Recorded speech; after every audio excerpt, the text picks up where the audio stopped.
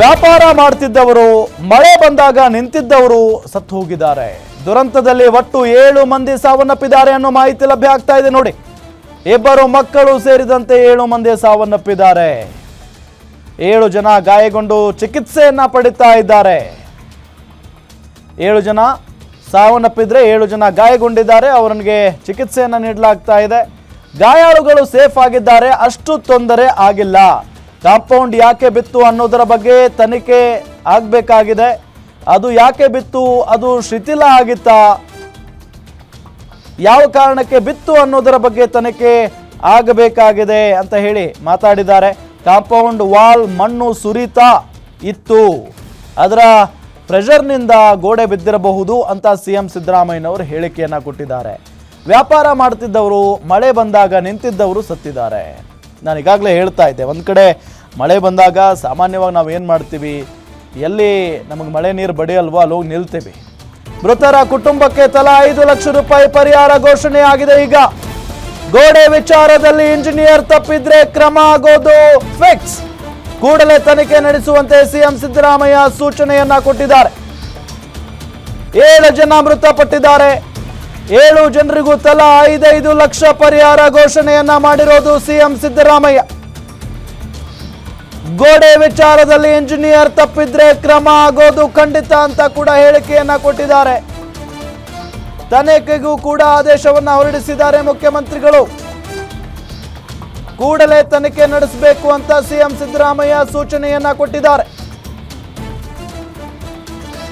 ಒಂದ್ ಕಡೆ ಹೌದು, ಈಗ ಹೋಗಿರುವ ಜೀವಗಳಂತೂ ವಾಪಸ್ ಬರಲ್ಲ. ಅವರನ್ನೇ ನಂಬಿಕೊಂಡಿರುವಂಥ ಜೀವಗಳಿರ್ತಾವ, ಮನೆಗಳಲ್ಲಿ ಕುಟುಂಬಗಳಿರ್ತವೆ.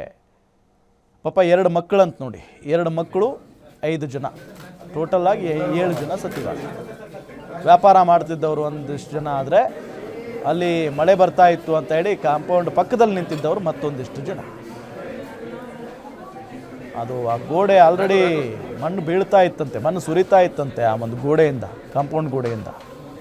ಅಷ್ಟಿದ್ರೂ ಯಾರು ನೋಡ್ತಾರ್ರಿ? ನೋಡೋಕ್ಕೇನು GB ಅಧಿಕಾರಿಗಳಿಗೆ ತಲೆ ಕೆಟ್ಟಿದೆಯಾ? ಅವ್ರು ಆರಾಮಾಗಿರ್ತಾರೆ, ಬೆಂದಾಸಾಗಿರ್ತಾರೆ. ಅವರು ಏನಾದರೂ ಮಾಡ್ಕೊಳ್ಳಿ, ಮಳೆ ಬಂದಾಗ ಏನಾದರೂ ಅನಾಹುತ ಆದರೆ ಸರಿಪಡಿಸ್ತೀವಿ ಅಂತ ಹೇಳೋದು. ನೋಡಿ ಅಲ್ಲಿ ಹಿಂಗೆ ಬಿದ್ದಿದೆ ನೋಡಿ. ಅಂಥ ದೊಡ್ಡ ದೊಡ್ಡ ಕಲ್ಲುಗಳ ನಡುವೆ ಸಿಕ್ಕಾಕೊಂಡವ್ರು ಬದುಕುಳಿಯೋದಕ್ಕೆ ಸಾಧ್ಯನಾ? ಮಕ್ಕಳು ಪಾಪ 2 ಮಕ್ಕಳು ಸತ್ತೋಗಿದ್ದಾರೆ. ಅಲ್ಲಿ ಪ್ರತಿನಿತ್ಯ ವ್ಯಾಪಾರ ಮಾಡ್ತಾ ಇದ್ದಂಥ ಜಾಗ ಅದು. ವ್ಯಾಪಾರ ಮಾಡ್ಕೊಂಡು ಅಲ್ಲೇ ಇರ್ತಾ ಇದ್ರು, ಅವ್ರು ಆರಾಮಾಗಿ ಕೂತ್ಕೊಳ್ತಾ ಇದ್ರು. ಈ ಮಳೆ ಬಂದು ಏಕಾಏಕಿಯಾಗಿ ಪಾಪ ಅವ್ರ ಮೇಲೆಲ್ಲ ಬಿದ್ದು ಒಂದಿಷ್ಟು ಜನ 7 ಜನ ಗಾಯಗೊಂಡಿದ್ದಾರೆ. ಅವರ ಆರೋಗ್ಯವನ್ನು ವಿಚಾರಿಸಿದ್ದಾರೆ ಮುಖ್ಯಮಂತ್ರಿಗಳು. ಜೊತೆಗೆ 7 ಜನರ ಚಿಕಿತ್ಸೆ ವೆಚ್ಚವನ್ನು ಸರ್ಕಾರವೇ ನೋಡಿಕೊಳ್ಳುತ್ತೆ. ಸೂಕ್ತ ರೀತಿಯಾದಂಥ ಚಿಕಿತ್ಸೆಯನ್ನು ಕೊಡಿ ಅನ್ನೋ ನಿಟ್ಟಿನಲ್ಲಿ ಸಿಎಂ ಸಿದ್ದರಾಮಯ್ಯನವರು ಕೂಡ ಸೂಚನೆಯನ್ನು ಕೊಟ್ಟು ಬಂದಿದ್ದಾರೆ. ಈಗ ಅವರ ಆರೋಗ್ಯ ವಿಚಾರಿಸಿ ಇದರ ಜೊತೆಗೆ ಅವ್ರು ಹೇಳಿದ್ದಾರೆ ಮುಖ್ಯಮಂತ್ರಿಗಳು, ತಲಾ 5 ಲಕ್ಷ ರೂಪಾಯಿ ಘೋಷಣೆ ಮಾಡಲಾಗಿದೆ. ಅಂದರೆ ಈಗ ಯಾರೆಲ್ಲ ಸಾವನ್ನಪ್ಪಿದ್ದಾರೋ ಅವರ ಕುಟುಂಬಗಳಿಗೆ ತಲಾ 5 ಲಕ್ಷ ರೂಪಾಯಿ ಘೋಷಣೆ ಮಾಡಿದ್ದಾರೆ. ಅದಾದ ನಂತರ ಈಗ ಇಂಜಿನಿಯರ್ದೇನಾದರೂ ತಪ್ಪಿದ್ರೆ ಇದರಲ್ಲಿ ಕ್ರಮ ಆಗೋದು ಖಂಡಿತ ಅನ್ನೋ ನಿಟ್ಟಿನಲ್ಲೂ ಕೂಡ ಹೇಳಿಕೆಯನ್ನು ಕೊಟ್ಟಿದ್ದಾರೆ ಮುಖ್ಯಮಂತ್ರಿ ಸಿದ್ದರಾಮಯ್ಯ. ನಿಮಗೆ ದೃಶ್ಯದಲ್ಲಿ ನಾವು ತೋರಿಸ್ತಾ ಇದ್ದೀವಿ, ರೈನ್ ಕೋಟ್ ಹಾಕೊಂಡು ಬಂದುಬಿಟ್ಟಿದ್ದಾರೆ ಅವರು ಫೀಲ್ಡ್ಗೆ. ಬಂದು ಅವ್ರ ಜೊತೆ ಕಮಿಷನರ್ ಕೂಡ ಇದ್ದಾರೆ, ಸೀಮಂತ್ ಕುಮಾರ್ ಸಿಂಗ್ ಅವರು. ಎಲ್ಲರೂ ಬಂದು ನೋಡಿದ್ದಾರೆ, ಮಾಹಿತಿಯನ್ನು ಪಡ್ಕೊಂಡಿದ್ದಾರೆ. ಅದಾದ ನಂತರ ಮೃತರ ಕುಟುಂಬಕ್ಕೆ ತಲಾ 5 ಲಕ್ಷ ರೂಪಾಯಿ ಪರಿಹಾರವನ್ನು ಕೂಡ ಘೋಷಣೆ ಮಾಡಿದ್ದಾರೆ. ಗಾಯಾಳುಗಳ ಆರೋಗ್ಯ ವಿಚಾರಿಸಿ ಅವರಿಗೆ ಸೂಕ್ತ ರೀತಿಯಾದಂಥ ಚಿಕಿತ್ಸೆ ಕೊಡಿಸಿ ಅನ್ನೋ ನಿಟ್ಟಿನಲ್ಲೂ ಕೂಡ ಸೂಚನೆಯನ್ನು ಕೊಟ್ಟು ಬಂದಿದ್ದಾರೆ.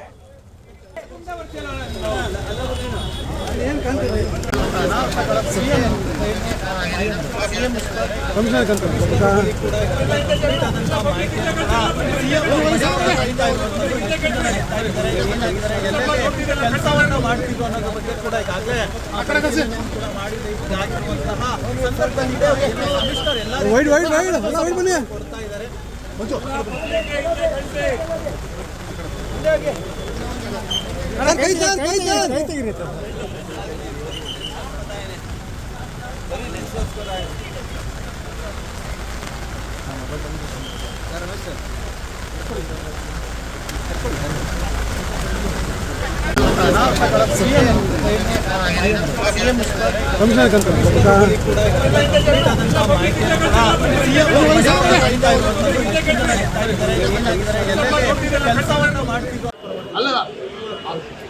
ಇದರಿಂದ ಮಾಡ್ತಾ ಇದ್ರು ಮಾಡಿದ್ರು ಮಾಡ್ತಾ ಇದ್ರು ಅಲ್ಲಿ ವ್ಯಾಪಾರ ಆಗ್ತಾ ಇರಲಿಲ್ಲ.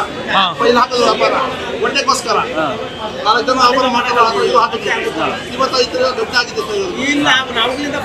ಅವ್ರಿಗೆ ನ್ಯಾಯ ಸಿಗಬೇಕು. ಅವ್ರಿಗೆ 3-4 ಮಕ್ಕಳು ಚಿಕ್ಕ ಮಕ್ಕಳು ಮೊಹಮ್ಮದ್ ಅಬ್ದುಲ್ ಹಕ್ ಅವ್ರ ಹೆಸರು 52 ಇಯರ್ಸ್ ಅವ್ರಿಗೆ ಸರಿಯಾಗಿ ನ್ಯಾಯ ಕೊಡಿಸ್ಬೇಕು ಸರ್. 4 ಜನ ತರ ಯಾಕಂದ್ರೆ ಅವ್ರ ಹಿಂಗಡೆ ಫ್ಯಾಮಿಲಿ ಇದೆ. 3 ಮಕ್ಕಳು ಅವರು ಮಗಳು ಇದ್ದಾಳೆ, ಮದುವೆ ಹಾಕೊಂಡು ಮಗಳು ಇದ್ದಾಳೆ. ಈಗ ಅವರು 6 ತಿಂಗಳಿಂದ ಅದು ಮಾಡ್ತಾ ಇದ್ರು ವ್ಯಾಪಾರ. ಡಿಸ್ಟ್ರಿಕ್ಟ್ ಮಾಡ್ತಾ ಇದ್ರು, ಆಗ್ತಾ ಇರಲಿಲ್ಲ. ಮಾಡಿದ್ರು ಹಾಕಿದ್ರು, ಅಲ್ಲೂ ಆಗ್ತಾ ಇರಲಿಲ್ಲ. ಸ್ವಲ್ಪ ನಡೀತಾ ಇತ್ತು ವ್ಯಾಪಾರ. ಮೊಹಮ್ಮದ್ ಅಬ್ದುಲ್ ಹಕ್ ಅಲ್ಲ ಇದರಿಂದ ಮಾಡ್ತಾ ಇದ್ರು ಮಾಡಿದ್ರು ಮಾಡ್ತಾ ಇದ್ರು ಅಲ್ಲಿ ವ್ಯಾಪಾರ ಆಗ್ತಾ ಇರಲಿಲ್ಲ. ಫೈಲ್ ಹಾಕಿದ್ರು ವ್ಯಾಪಾರ ಹೊಟ್ಟೆಗೋಸ್ಕರ 4 ಜನ ವ್ಯಾಪಾರ ಮಾಡಿದ್ರು. ಇದು ಹಾಕಿದ್ರು 25 ದೊಡ್ಡ ಆಗಿದೆ. ಅವ್ರಿಗೆ ನ್ಯಾಯ ಸಿಗಬೇಕು. ಅವ್ರಿಗೆ 3-4 ಮಕ್ಕಳು ಚಿಕ್ಕ ಮಕ್ಕಳು ಮೊಹಮ್ಮದ್ ಅಬ್ದುಲ್ ಹಕ್ ಅವ್ರ ಹೆಸರು 52 ಇಯರ್ಸ್ ಅವ್ರಿಗೆ ಸರಿಯಾಗಿ ನ್ಯಾಯ ಕೊಡಿಸ್ಬೇಕು ಸರ್. 4 ಜನ ತರ ಯಾಕಂದ್ರೆ ಅವ್ರ ಹಿಂಗಡೆ ಫ್ಯಾಮಿಲಿ ಇದೆ. 3 ಮಕ್ಕಳು ಅವರು ಮಗಳು ಇದ್ದಾಳೆ, ಮದುವೆ ಹಾಕೊಂಡು ಮಗಳು ಇದ್ದಾಳೆ. ಈಗ ಅವರು 6 ತಿಂಗಳಿಂದ ಅದು ಮಾಡ್ತಾ ಇದ್ರು ವ್ಯಾಪಾರ. ಡಿಸ್ಟ್ರಿಕ್ಟ್ ಮಾಡ್ತಾ ಇದ್ರು, ಆಗ್ತಾ ಇರಲಿಲ್ಲ. ಮಾಡಿದ್ರು ಹಾಕಿದ್ರು, ಅಲ್ಲೂ ಆಗ್ತಾ ಇರಲಿಲ್ಲ. ಸ್ವಲ್ಪ ನಡೀತಾ ಇತ್ತು ವ್ಯಾಪಾರ. ಮೊಹಮ್ಮದ್ ಅಬ್ದುಲ್ ಹಕ್ ಅಲ್ಲ ಇದರಿಂದ ಮಾಡ್ತಾ ಇದ್ರು ಮಾಡಿದ್ರು ಮಾಡ್ತಾ ಇದ್ರು ಅಲ್ಲಿ ವ್ಯಾಪಾರ ಆಗ್ತಾ ಇರಲಿಲ್ಲ. ಫೈಲ್ ಹಾಕಿದ್ರು ವ್ಯಾಪಾರ ಹೊಟ್ಟೆಗೋಸ್ಕರ 4 ಜನ ವ್ಯಾಪಾರ ಮಾಡಿದ್ರು. ಇದು ಹಾಕಿದ್ರು 25 ದೊಡ್ಡ ಆಗಿದೆ. ಅವ್ರಿಗೆ ನ್ಯಾಯ ಸಿಗಬೇಕು. ಅವ್ರಿಗೆ 3-4 ಮಕ್ಕಳು ಚಿಕ್ಕ ಮಕ್ಕಳು. ನೋಡಿ ಅಲ್ಲಿ ಸ್ಥಳೀಯರು ಪಾಪ ವಿವರಿಸ್ತಾ ಇದ್ದಾರೆ ಅಲ್ಲಿ ಏನೇನಾಯಿತು ಅಂತ ಹೇಳಿ. ಅಂದರೆ ಭಾಳ ಸಮಸ್ಯೆ ಆಗಿದೆ ಪಾಪ ಜನರಿಗೆ. 7 ಜನ ಸಾವನ್ನಪ್ತಾರೆ ಅಂತ ಅಂದರೆ ಇನ್ನು ಸಣ್ಣ ವಿಚಾರನ ಇದು. ಜೊತೆಗೆ ಅದಕ್ಕೆ ಹೇಳೋದು, ಬೆಂಗಳೂರಿನಂಥ ಮಹಾನಗರಗಳಲ್ಲಿ ಹಳೆ ಕಟ್ಟಡಗಳು, ಹಳೆ ಕಾಂಪೌಂಡ್ಗಳಿದ್ದರೆ ಅದು ರೂಲ್ಸೇ ಇದೆ. ಅದು ಅಂಥದ್ರ ಬಗ್ಗೆ ಗಮನ ಹರಿಸಬೇಕು GBA ಅಂತ ಹೇಳಿ. ಮುಂಚೆ ಎಲ್ಲ BBMP ಇತ್ತು, ಈಗ ವಿಂಗಡಣೆ ಆಗಿ GBA ಆಗಿದೆ. ಸೊ ಇಂಥ ಸಂದರ್ಭದಲ್ಲಾದರೂ ನೋಡ್ಕೊಳ್ಬೇಕಾಗುತ್ತೆ. ಸಂಬಂಧಪಟ್ಟಂಥ ಚೀಫ್ ಇಂಜಿನಿಯರ್ ಆಗಿರ್ಬೋದು, ಅಧಿಕಾರಿಗಳಾಗಿರ್ಬೋದು. ಇಲ್ಲ ಅಂತ ಅಂದರೆ ಬೆಂಗಳೂರಿನಲ್ಲಿ ಪ್ರತಿ ಬಾರಿ ಏನಾದರೂ ಮಳೆ ಆಯಿತು ಅಂದ್ಕೊಳ್ಳೋಣ, ಮಳೆ ಆದಂಥ ಸಂದರ್ಭದಲ್ಲಿ ಇಂಥ ಘಟನೆಗಳು ನಡೆಯೋದು ಖಂಡಿತ ನಡೆಯುತ್ತೆ. ಮರ ಬಿದ್ದಾದರೂ ಸಾಯ್ತಾರೆ, ಕಾಂಪೌಂಡ್ ಬಿದ್ದಾದರೂ ಸಾಯ್ತಾರೆ, ಕಟ್ಟಡಗಳು ಬಿದ್ದಾದರೂ ಸಾಯ್ತಾರೆ, ಎಲ್ಲಾದರೂ ಆಕ್ಸಿಡೆಂಟ್ ಆಗ್ತವೆ ಮಳೆ ಬಂದಂಥ ಸಂದರ್ಭದಲ್ಲಿ, ಗುಂಡಿ ಮುಚ್ಚದೆ. ನೋಡಿ CM ಸಿದ್ದರಾಮಯ್ಯನವರು ಮಾತಾಡಿದ್ದಾರೆ, ಬನ್ನಿ ನೋಡೋಣ.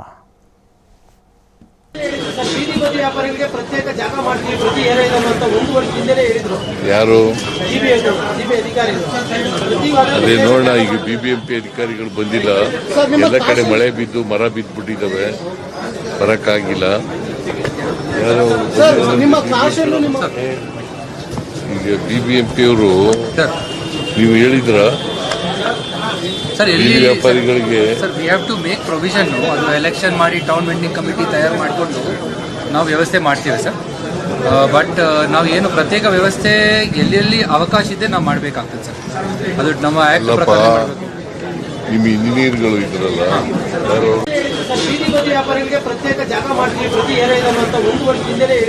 ಯಾರು ಅದೇ ನೋಡೋಣ. ಈಗ BBMP ಅಧಿಕಾರಿಗಳು ಬಂದಿಲ್ಲ.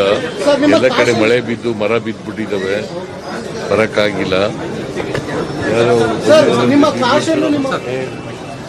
ಈಗ BBMP ಅವರು ನೀವು ಹೇಳಿದ್ರ ಸರ್ ಬೀದಿ ವ್ಯಾಪಾರಿಗಳಿಗೆ sir we have to make provision. ಅದು ಎಲೆಕ್ಷನ್ ಮಾಡಿ ಟೌನ್ ವೆಂಡಿಂಗ್ ಕಮಿಟಿ ತಯಾರು ಮಾಡಿಕೊಂಡು ನಾವು ವ್ಯವಸ್ಥೆ ಮಾಡ್ತೀವಿ ಸರ್. ಬಟ್ ನಾವು ಏನು ಪ್ರತ್ಯೇಕ ವ್ಯವಸ್ಥೆ ಎಲ್ಲೆಲ್ಲಿ ಅವಕಾಶ ಇದೆ ನಾವು ಮಾಡಬೇಕಾಗ್ತದೆ ಸರ್. ಅದು ನಮ್ಮ ಆ್ಯಕ್ಟ್ ಪ್ರಕಾರ ಮಾಡಬೇಕು. ನಿಮ್ಮ ಇಂಜಿನಿಯರ್ಗಳು ಇದ್ರಲ್ಲ ಯಾರು